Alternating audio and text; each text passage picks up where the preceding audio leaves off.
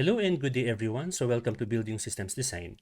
And for today's lecture, we would be discussing about integrated building design. Then later on, building services, specifically on HVAC or HVAC. Okay. So a building, whenever constructed, should be a collaboration between the builders and various design professionals. So when we say various design professionals, it includes the following but are not limited to. So meron po tayong architects, civil engineer, mechanical engineer, electrical engineer, sanitary engineer, and so on and so forth. Depende po sa project. Okay? So, hindi po pwedeng civil engineer lang gagawa sa lahat ng yon. Hindi din po pwedeng architects lang. Hindi din po pwedeng sanitary engineers lang. And hindi din po pwedeng foreman lang. Okay? So, again, it must be collaborative. So, when we say collaborative, magko-collaborate po sila. So, the reason why this is called integrated building design is because that we would be getting the inputs of the design professional. So, again, may archi plan, may structural plan, may sanitary plan. We will be integrating it into one whole building. So, magkakasama po yun, of course. Okay? So, if you are thinking na kunwari, pumasa ka na po ng board exam mo and iniisip mo, kaya ko naman gawin lahat ng yun, mind you that if you are not an architect, it is actually unethical and illegal to design, sign, and seal architectural plans. And same is true with all other design professionals. For example, that you are not a licensed professional or licensed civil engineer, you cannot design structural plans. Okay? So, ganun din po sa ganun din po sa plumbing plans. If you are not a master plumber or let's say a sanitary engineer, bawal nyo pong pakialaman yung part na yon. Okay, so take note also that master plumbers also have their limitations on what to design and so on and so forth. Again, when we say integrated building design, collaborative po siya. Okay? So, whenever you are to walk into a building, so there's more to a building than the aesthetics, the form, the functionality, and spatial planning that architects design. So, whatever you are seeing here, kung ano po yung spacing niya, ceiling height, kung ano po yung material na ginamit for the terraces, ano po yung width ng mga hallways, ng mga, again, terraces, and so on and so forth, those are designed by architects. Okay, so again, the aesthetics, the form, the functionality, the spatial planning, architects po yung gumagawa. And ito pong building na to, hindi po yan tatayo, or if tumayo man, baka bumagsak din, if ever na hindi po na-ensure ng civil engineer yung structural integrity niya. Okay, so if we are to compare, ano po yung kinalaman ng civil engineer dito? Basically, the skeleton. Without, of course, the civil engineer, yung pangarap po ng client, hindi po niya makikita. I mean, hindi po niya may enjoy kasi nga baka bumagsak din. So kapag civil engineer lang naman po yung yung tawag dito, yung kinuha, baka hindi din ganito po yung facade, yung aesthetics, yung functionality niya. Again, it must be a collaboration between the two. Okay? So surely whenever you walk into a modern structure like let's say malls, hospitals, or even your own house, it does not just comprise of doors, windows, columns, beams, or slabs only. Hindi lang naman po yun yung composition ng isang bahay. Siguro guys, pag engineer na kayo, kaya let's say pag architect na kayo, whenever you are to enter a building, una yung tinitignan, baka yung poste, ganun. Baka una yung tinitignan, baka yung ceiling. Uy, uy, wow, poste. Kaya, uy, wow, beam. Kaya pag kunwari mga architect na check nila, uy, yung ceiling height, ang ganda ng chandelier, and so on and so forth. So, okay. So, I actually remember my dad when I was in the first grade. We went inside a mall. So yung mall na yon during that time, ang ganda-ganda para sa mata ko. I was looking at the hallway. I was looking at, uy, may Toy Kingdom, ganun. Uy, may McDo dito. However, I saw my dad looking at the wall. So imagine mo, papasok kami ng isang building, yung tatay ko nakatingin sa wall. So, fun fact, background lang po pala, my dad is actually an architect po. Okay, so nung pumasok po kami, lahat kami ng buong family nakatingin sa hallway, sa mga stores whilst my dad was looking at the wall. So parang weird, no? Parang ganun. And then, hindi lang po doon nagtatapos, lumapit siya sa wall tapos bigla siyang kumatok. So, I was actually curious by that time. I was thinking na parang first time kong makakita ng tao na pumasok muna sa building tapos kumatok sa pader palabas, no? So parang mat ka kumakatok, nasa loob na tayo. So anyway, so enough of that. So I just found out that he was checking the material used kung kahoy po ba siya, PVC.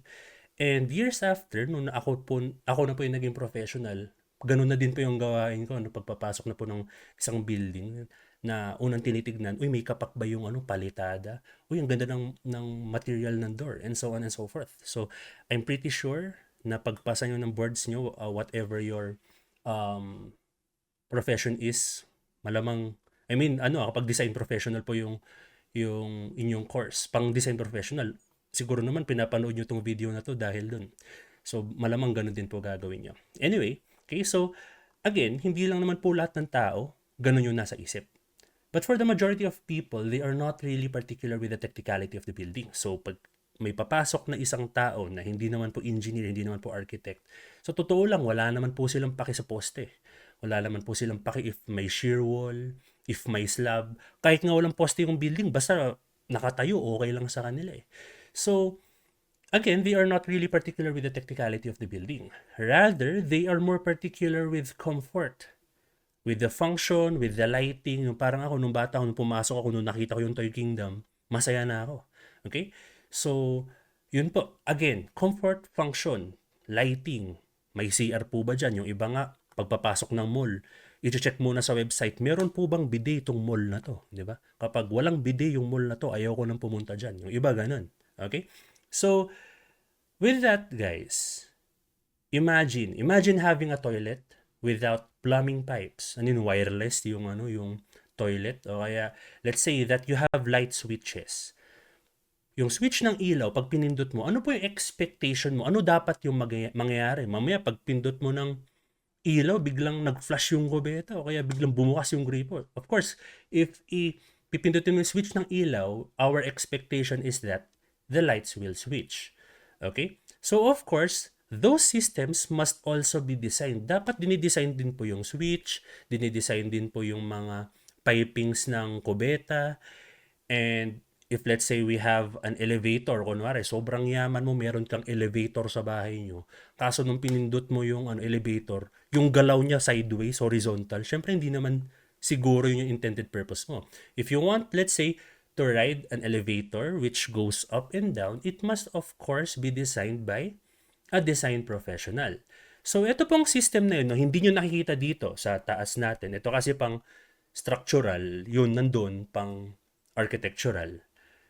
Yung pahabol kong sinasabi ngayon, yung plumbing, electrical, and mechanical, those are what we would be calling building service system. Building service systems, I should say. Okay? It is otherwise known as mechanical, electrical, and plumbing systems. So, with that, guys, MEP. Okay, so this is also otherwise called as MEP systems. Again, mechanical, electrical, and plumbing systems. So, balik tayo sa slide natin kanina. So again, this here is for architects. This here is for civil engineers or structural engineers. Then, siguro nga naman, hindi kayo pupunta dyan pag walang ilaw, pag walang, let's say, walang CR, and so on and so forth. And para po magkaroon yung mga yun, kailangan po natin ng MEP. Okay? So when we say integrated building system, dapat lahat po yan magkakasama.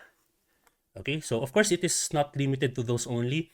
Let's say that you have a building with electronics. Kunwari, merong mga CCTV. Let's say na merong mga, kunwari, papasok ka ng isang room, kailangan ng biometric scanner, baka kailangan mo na din po ng electronics. Electronics engineer.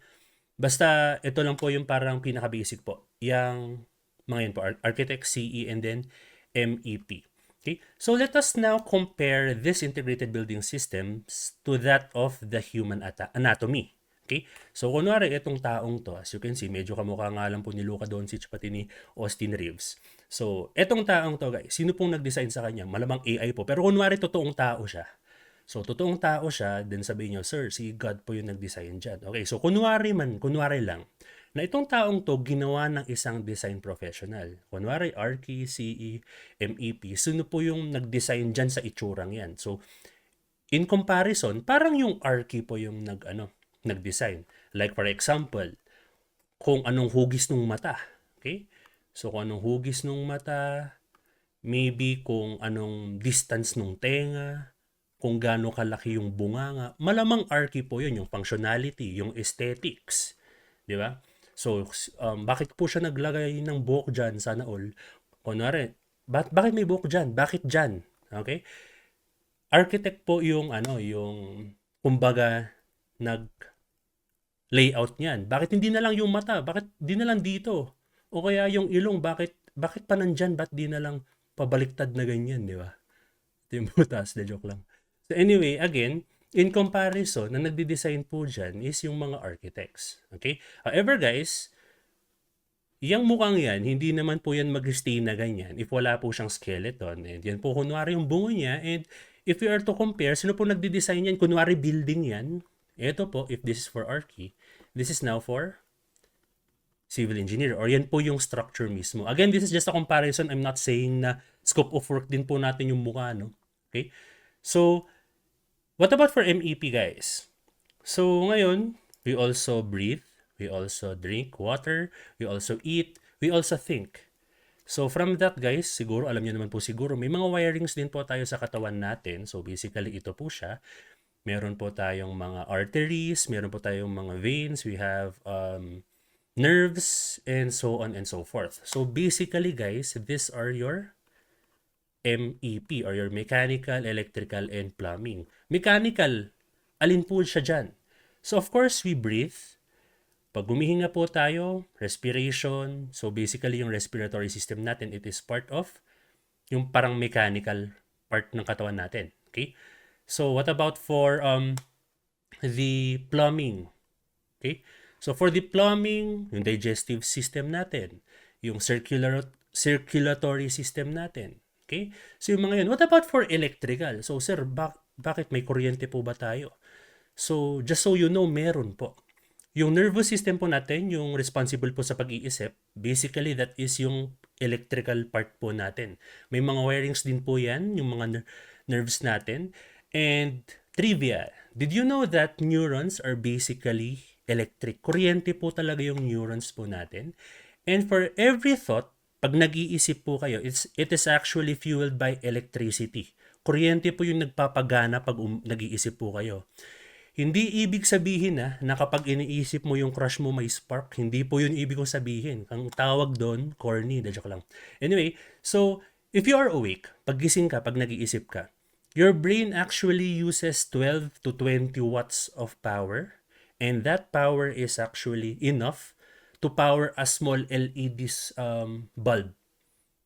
Again, sa isang araw po nagising ka, it actually, yung utak mo nakapag-produce din po yan ng 12 to 20 watts of power. Yun po yung ginagamit niya. And that is actually enough to light a small light bulb. So, kapag wala na po kayong, kunwari brown out, mag-overthink ka na lang. Na joke lang. So, anyway, so, again, that is for architects, civil engineers, and MEP. Hirap pala pag video lecture, walang nagre-respond pag nagjo-joke ka. Anyway, okay? So, that is the comparison between the integrated building system and that of the human anatomy. Okay? So, maybe the major difference between the two, yung human anatomy pati yung yung tawag dito, yung building systems is that yung MEP ng building system mas maayos, di ba? Dire-diretso, naka-compile as compared to yung sa MEP nandito, parang ang gulo-gulo, di ba? So, imagine mo, no? Yan, ito yung mga MEP mo. Tapos, kunwari, OC ka, nag-cable management ka, inayos mo. Alangan naman na ganyan siya, di ba? Parang pangit. Anyway, guys, no? So, ito nakita ko lang po na meme sa social media. So, di ko na po talaga alam kung saan nanggaling to. Pero yun, kudos po. Credits po sa kanya. Okay, anyway, so let us now proceed to the building service systems. Okay, so again, when we say building service systems, as a review, it consists of MEP. So, dun po muna tayo sa first part ng MEP, dun sa letter M. Ba't ayaw Anyway, so, dun po, nakaharang pala kasi ako. Again, guys, di ba may MEP po yung building services. Dun po muna tayo sa M. M stands for mechanical systems. When we say mechanical systems, it is the parts of a building that move, gumagalaw po, condition, or control physical forces to make the environment safe, comfortable, and functional. Okay, so what are the examples for the mechanical systems? Yung pinaka-core po niya is what we would be calling the HVAC, HVAC. When we say HVAC, it stands for heating, ventilation, and air conditioning. Okay?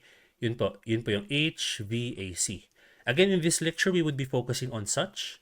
Pero before we focus on that, discuss po muna natin kung ano po yung ibang parts ng mechanical system. So we also have the conveyor system. Yun po, kunwari, meron po yung mga, kung napunta na po kayo sa Genki Sushi, hindi po ako sponsored, pero baka naman, the joke lang. So, sa Genki Sushi, meron yung parang conveyor belt nila na instead na sinaserve yung sushi dun sa, sa per table, parang linalagay lang nila sa conveyor belt. So, yun, conveyor po yan. You also have vertical transportation. So, vertical transportation, guys, elevator. So, if you would be going inside the elevator, our expectation that it moves vertically, upwards or downwards. So that is vertical transportation. We also have refrigeration. Ito, nakadepende po to. So for example, na meron po isang building, kunwari SM o SNR, then they actually have a room full of meat na syempre dapat mas malamig po. Yun, kailangan po ng refrigerant doon, and so on and so forth. But since we are only particular with common buildings, siguro po sa series ng discussion natin, we would only discuss HVAC, conveyor system, and a little bit on vertical transportation. Okay, so as you know that in this video, we are particular with HVAC. So ano po ba yung HVAC? Okay, so when we say HVAC, again, heating, ventilation, and air conditioning system. Okay, so if you are wondering, bakit may heating? Kaso, bakit walang cooling? Okay, so maybe as you know, when we say heat or hot, mainit. When we say cool or cold, malamig. Bakit di na lang sana gawin tong general na instead of just heating? Bakit walang cooling? Ba't di na lang siguro yung general term, temperature, baka ganon. Temperature system. So, yung pangit lang kasi, pag ginawa mo tong temperature, edi wala na yung H, edi naging TVAC na siya. Pero pangit naman, di ba? Kaya, again, balik natin sa HVAC. So, let us have a little bit of background on what heat, cold, temperature means. Okay, so when we say heat, it is actually a transfer of energy between objects because of temperature difference. So, ito guys, energy. So, meaning when we say heat, it is actually measurable in terms of joules. Okay, so when we say cold naman, trivia lang. Alam nyo po ba na yung term na cold, hindi po talaga siya formal scientific property. In strict language of physics or even thermodynamics, hindi po yan accepted na word doon. Okay? So, again, when you say cold, it is just a descriptive term used to indicate absence or reduction of heat. Ibig sabihin, kapag kunwari, mababa yung heat o kaya walang heat, ibig sabihin, cold na siya. But then again guys, ulitin ko lang, this is not a formal scientific property. So, descriptive term lang po siya. Okay, so ulitin ko lang, when we say cold, ibig sabihin walang heat o kaya kulang sa heat. When we say temperature, ito yung mas ginagamit po nating term, di ba? Alangan naman na kunwari, nagtatanong ka ng heat. Parang kunwari, uy, may sinat, ilang joules kaya to? Hindi mo naman iniisip yun, di ba? So, again, yung temperature natin, it is measured in terms of degrees Celsius, Kelvin, Rankine, degrees Fahrenheit, and so on and so forth. Again, mas ginagamit po natin yung term na temperature. Pero ano po bang pinagkaiba ng temperature sa heat pati sa cold? So, ang temperature, actually energy din po siya, but it is actually a physical measure of the average kinetic energy of particles within a substance. Kumbaga, in-average mo, kunwari sa isang kwarto, gusto mo pong malaman yung general na energy ng mga particles dun sa kwartong yun, temperature po yun. Okay? So ngayon, ano pong kinalaman ng heat, cold, temperature dun sa particles? Sa heat po kasi guys, in heat, of course we have particles in air, di ba? O kaya kahit saan naman, kunwari meron kang wood, meron kang kutsara, gano'n. Lahat po yun may kanya-kanyang heat. So, object, or let's say kapag mataas po yung heat, yung mga particles po na yun na hindi nyo naman po nakikita, grabe po yung mga galaw nila. So basically, galaw-gaw sila. Then, if cold naman po, when we say cold nga po, di ba, absence or reduction of heat, yung mga particles doon, behave lang. Okay? So, behave lang sila. Unlike in heat. Okay, so, ngayon guys, what will happen? Let's say that if meron ka pong isang malamig na bagay, tapos ididikit mo po sa mainit na bagay, di ba? Ang nangyayari doon, umiinit din yung malamig na bagay, tapos yung mainit na bagay lalamig. So parang nagbabalance po kasi siya, and as you can see here that for heat, it is the transfer of energy. So, ulitin ko lang po, no? When we say mainit or kaya mataas yung heat, yung particles po gumagalaw. So, ewan ko napapansin nyo, for example, that you are traveling in the expressway, tas sobrang init. Parang nakakita po kayo ng parang, parang may tubig. So, in this one here, hindi po tubig yan. Alam niyo naman siguro na yung, actually, ako nung bata ako, kapag kunwari nagta-travel po ng mabilis yung car, then I would say na yung init sa labas, then I would see this on the roads. Tapos kapag lumapit na yung sasakyan, biglang wala naman pala. I thought before that the water has already evaporated by that time. Well, it turns out na hindi nga naman pala. Siguro alam nyo naman po yun. So, this is just an effect of heat. So, dito po kasi sa part na to, malamang gawa sa asphalt yan, and kapag naaarawan, umiinit po yan. And kapag umiinit na po siya, yung particles po niya parang gumagalaw. Kaya nga po pag nasa malayo, kapag tinitignan nyo, parang nagwe-wave. Nagwe-wave po itong part na to. Sa sobrang init po. And from that guys, yung nakikita nyo actually ganito is just a reflection of this space here. Parang nag-reflect lang yung space. Kumbaga dahil nga yung yung particles diyan magalaw. O kaya i-try nyo. If you are to, let's say, fry a food, kapag ipapainit nyo po yung yung kalan, try nyo tignan yung parang hangin dun sa part ng kalan nyo. Parang nagwe-wave yung hangin. Again, the particles are moving in that time. Kapag maglalagay kayo ng mantika, try nyo, tignan nyo mabuti, parang kapag mainit na yung mantika, para siyang gumagalaw.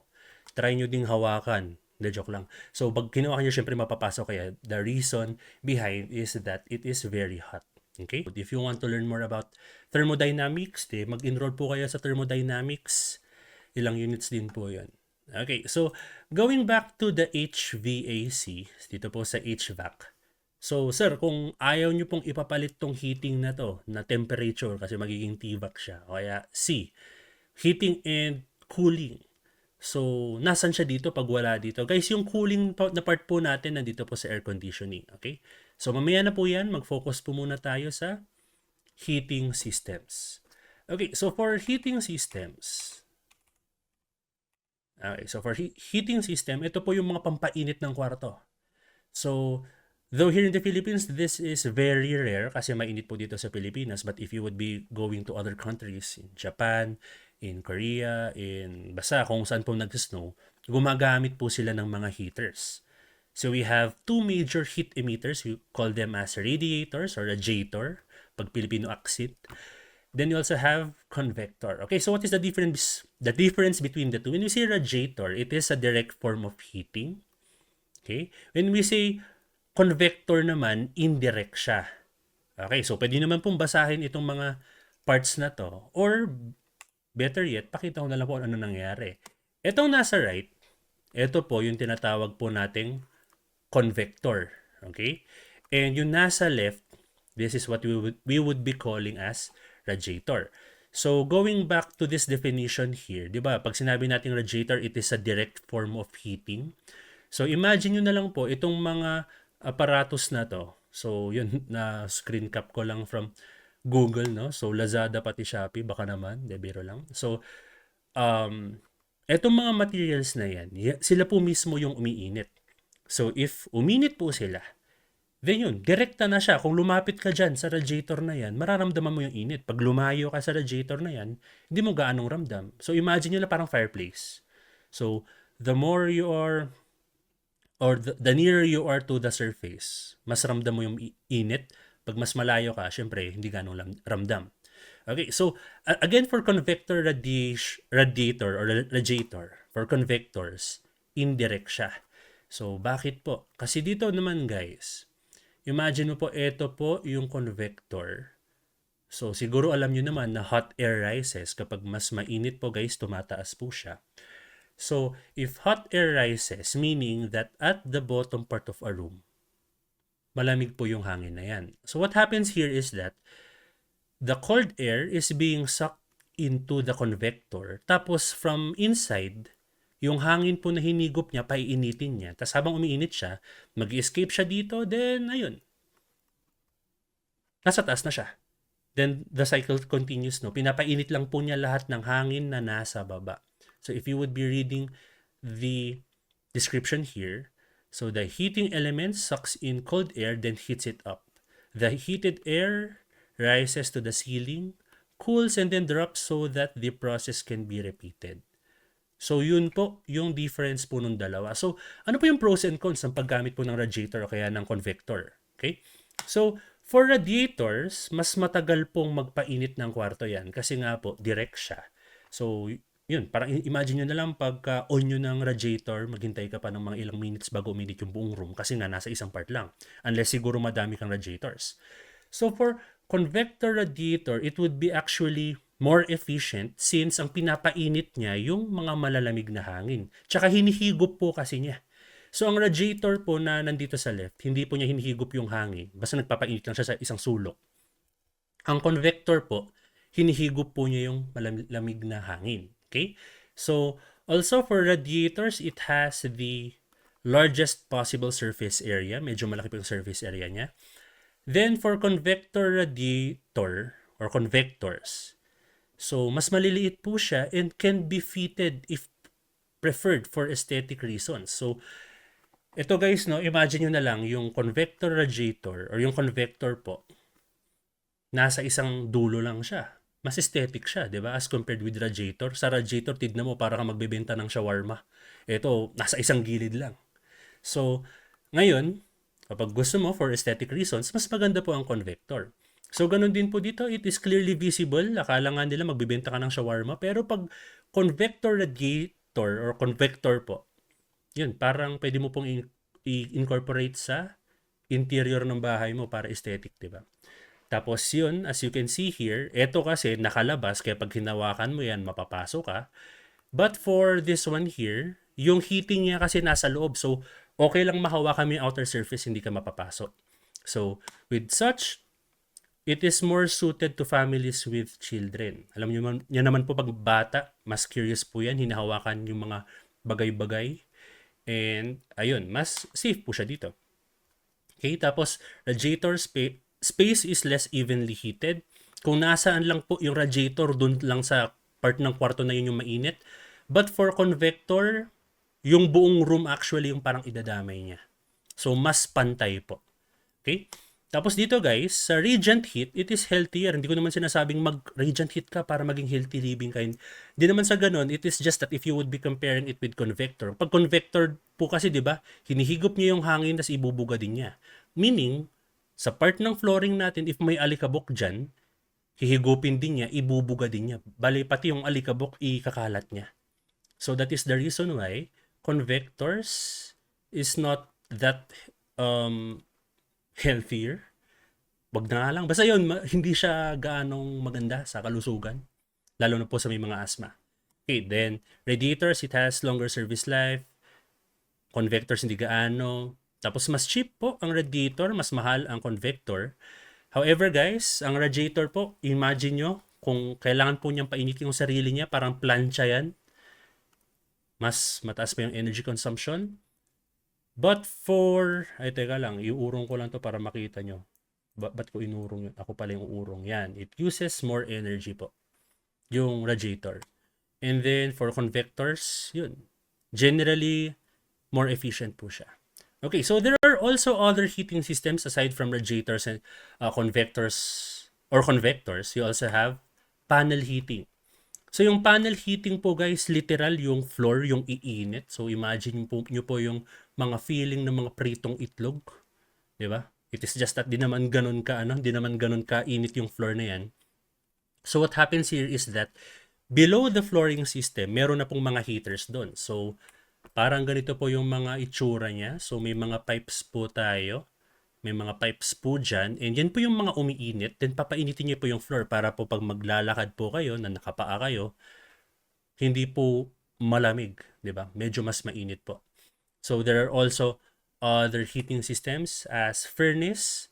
So dito naman po sa furnace, no, ang mangyayari po diyan, meron pong parang meron pong centralized na, yun, furnace. Ano man Tagalog ng furnace? Actually, di ko alam. Parang may, yun, parang pinapainit po yung isang chamber, and then mag-emit po siya ng hangin dun sa per room. Sa per room, meron po tayong mga blowers. Then, yung init po galing sa furnace, ibubuga po niya sa mga kwarto. So, this is more, I mean, this heating system, kapag kunwari malaki po yung bahay nyo, yun, maganda po ito para mayroon lang po kayong isang furnace na ipapainit na po niya lahat ng kwarto nyo. Unlike in convectors po, sa convectors po kasi, ito per room lang po siya, kada kwarto. Again, if you have furnace, yun po guys, no, parang ibubuga niya lang po, parang air fryer, de joke lang. Parang ganong idea, pero hindi naman per se, hindi siya per se, no. So again, imagine nyo lang may isang chamber na umiinit, tas yung hangin sa loob ng chamber na yun, ibubuga sa mga kwarto. Okay? So, we also have another heating system called boilers. So, dito naman po sa boilers, so literal, may nagbo-boil na tubig dyan. Hindi naman na baka isipin nyo, so sir, yung bahay namin maging steamer, parang yung lalagyan ng hotdog pati ng siopaw sa 7-Eleven o kaya siomai sa siomai house. Hindi po ganun guys, na baka isipin nyo kasi na yung mga kwarto nyo parang kala mo sauna. Hindi po ganun guys. What happens here is that meron pong isang tank na nagbo-boil ng tubig, literal. Then again, ano ba nangyayari kapag yung tubig nag-evaporate, 'di ba? Nagkakaroon siya ng mist, tapos pagta-travel siya pataas. Then saan po siya papunta?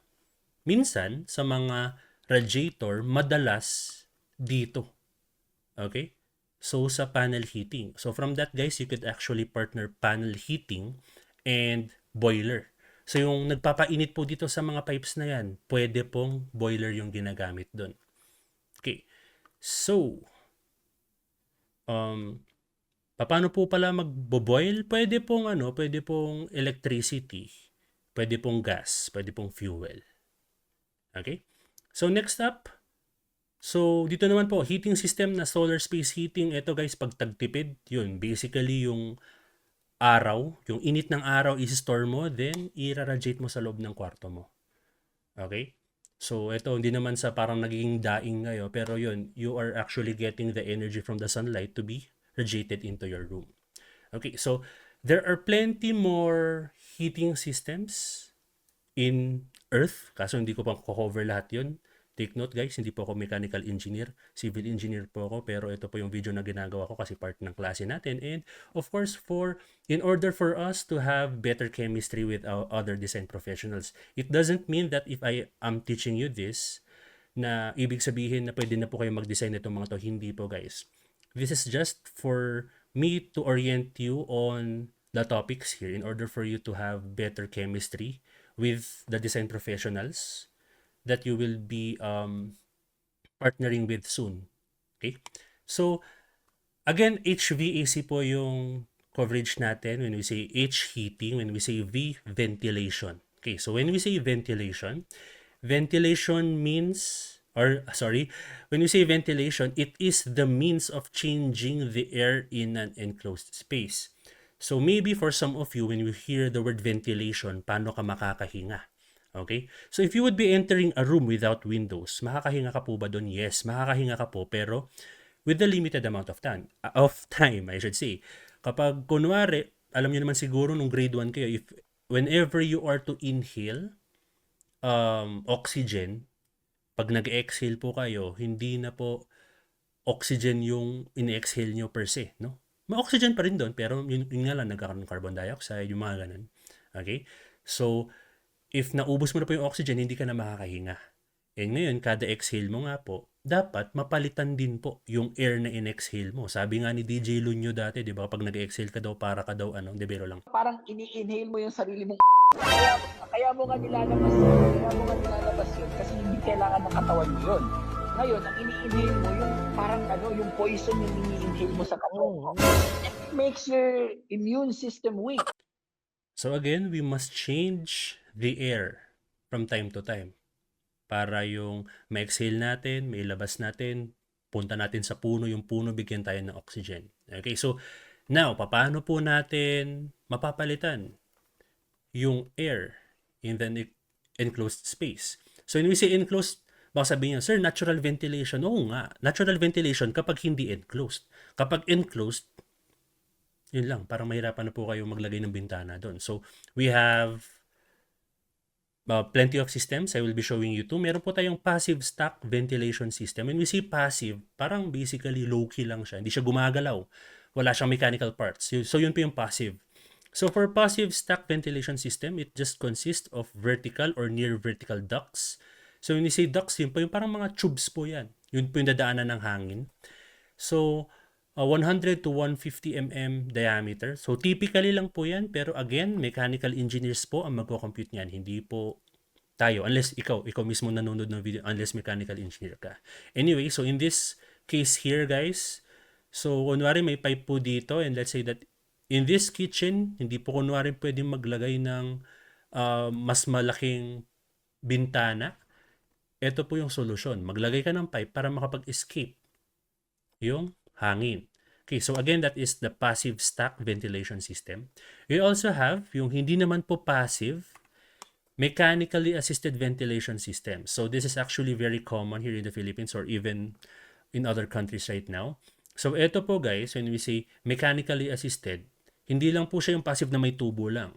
So say that you have an exhaust fan. Exhaust fan, that is a machine that helps the gas inside a certain room to go out. So papalitan din po niya.